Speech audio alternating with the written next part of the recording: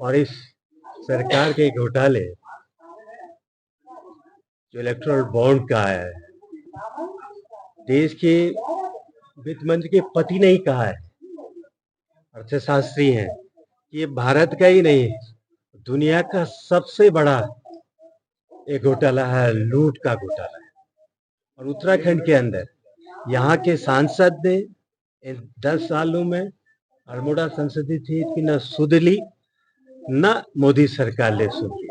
तो हम तो बदलाव के और पूरा समर्थन मिल रहा है। अग्निपथ योजना के द्वारा यहाँ के नौजवान के रोजगार को समाप्त कर दिया गया। यहाँ की बहनों के साथ, यहाँ की महिलाओं के साथ जब प्रदेश के मुख्यमंत्री के क्षेत्र में महिला की हत्या हो जाएगी, बेटी के साथ नाबालिग दुष्कर्म होगा और उनको इंसाफ नहीं मिलेगा। प्रदेश में तो अंकिता भंडारी का सबको मालूम है।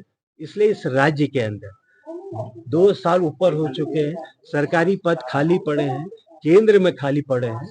तो ये बदलाव होगा और हमारी पार्टी ने कहा भी है, हम बदलाव के लिए तत्पर हैं। हम युवा न्याय योजना, महिला न्याय योजना, समाज में सबकी भागीदारी, श्रमिक न्याय और युवाओं के भविष्य के प्रति कांग्रेस पार्टी कटिबद्ध है। पब्लिक में काफी रिस्पांस है और बीजेपी के खिलाफ काफी नाराजगी है। इन डबल इंजन की सरकार में जिस तरह के कृत्य देश और राज्य में हुए हैं उससे लोग नाराज हैं। चाहे आप इलेक्टोरल बॉन्ड्स की बात कर लीजिए, उससे लोग हस्तप्रद हों उसको देखकर, चाहे अंकिता भंडारी मर्डर केस में वीआईपी का नाम का अभी तक खुलासा ना होना, केदारनाथ में सोने की चोरी, किसानों से के मामले में लोग नाराज हैं। वहीं बेरोजगारी बहुत चरम पे चले गई है, महंगाई बढ़ गई है और दूसरी तरफ अग्निवीर योजना का विशेष असर मैं पूरे पर्वतीय क्षेत्र में देख रहा हूँ। युवाओं का सपना टूटा है, फौज कमजोर करने की जो साजिश है इसके खिलाफ लोग रामबद्ध हो रहे हैं और मुझे लगता है कि सार्थक परिणाम कांग्रेस के पक्ष में आएंगे।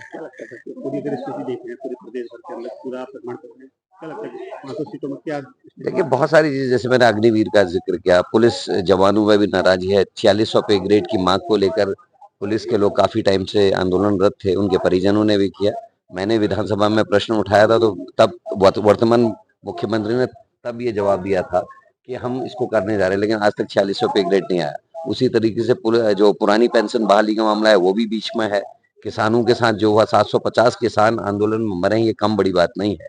उसी तरीके से जो हमारे बच्चे 4 बजे उठ के सुबह अग्निवीर योजना के बाद ये सोच रहे हैं कि हमारे संग धोखा हुआ। 4 बजे उठ के वो तैयारी करते थे फौज में जाने की, वो चाहते थे अपने पिता की जैसे वर्दी पहनने की, आज वो खत्म हो गया, रेजिमेंट्स को खतरा है। तो ये सारी चीजें अंकिता के साथ साथ आप मणिपुर की घटना देखिए, 100 से ज्यादा महिलाओं को निर्वस्त्र करके घुमाया गया है, मारा गया है और वहां प्रधानमंत्री ने एक विजिट तक नहीं करी। तो ये सारी चीजें ऐसी हैं जो पढ़े लिखे लोगों में जिसकी चिंतन है, मनन है और मुझे लगता है कि एक इंटरनल करंट है कांग्रेस के फेवर में और बीजेपी से नाराजगी है, उसका असर आने वाले रिजल्ट्स में दिखाई देगा।